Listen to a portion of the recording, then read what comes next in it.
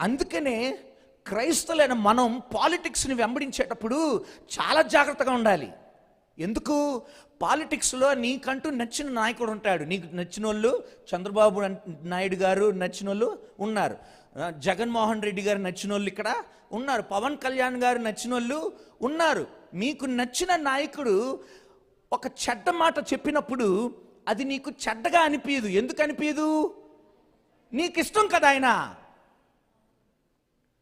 నేను మొన్న మధ్యన ఫేస్బుక్లో ఒక ఆయన మాట్లాడుతున్నాడు, బూతులు మాట్లాడుతున్నాడండి ఒక రాజకీయ నాయకుడు.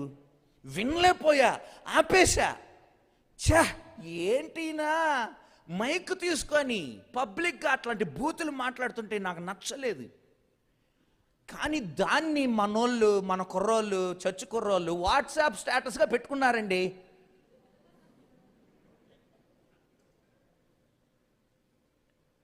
అది వాళ్ళకి ఎట్లాగా అనిపించట్లేదు, చెడ్డగా అనిపించట్లా.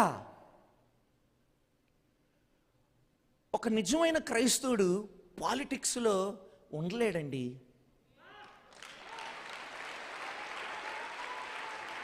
ఉండలేడు.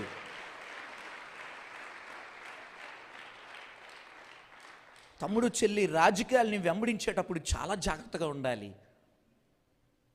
మనం ఎప్పుడైతే చెడుతనానికి మనం ఏకీభవిస్తున్నామో, అది నీకు నచ్చిన నాయకుడే అవ్వచ్చు, నచ్చిన పాస్టర్ అవ్వచ్చు, నచ్చిన ఎవరైనా అవ్వచ్చు, ఆ చెడుతనానికి నువ్వు ఏకీభవించినప్పుడు, దాన్ని నువ్వు మహిమపరిచినప్పుడు నువ్వు కూడా ఎవరివే? చెడ్డోడు అని చూపిస్తున్నావు, క్రీస్తు లేని వ్యక్తిగా చూస్తున్నావు. ఆ చెడుతనం ఉన్నప్పుడు అక్కడ ఏం పడాల్సిందే? శిక్ష పడాల్సిందే. పాపాన్ని దేవుడు సహించలేడు.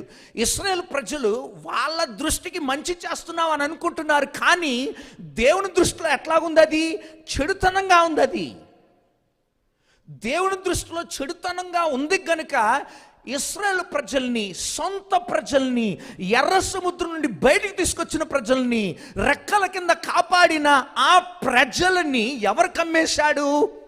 ఫిలిస్తీన్లకి. తమ్ముడు చెల్లి, అనేక మంది క్రైస్తవులు బానిసత్వంలో ఉండటానికి కారణం వాళ్ళ నీతి ప్రకారమే చూస్తున్నారే, కానీ దేవుని నీతా కాదా అని చూడ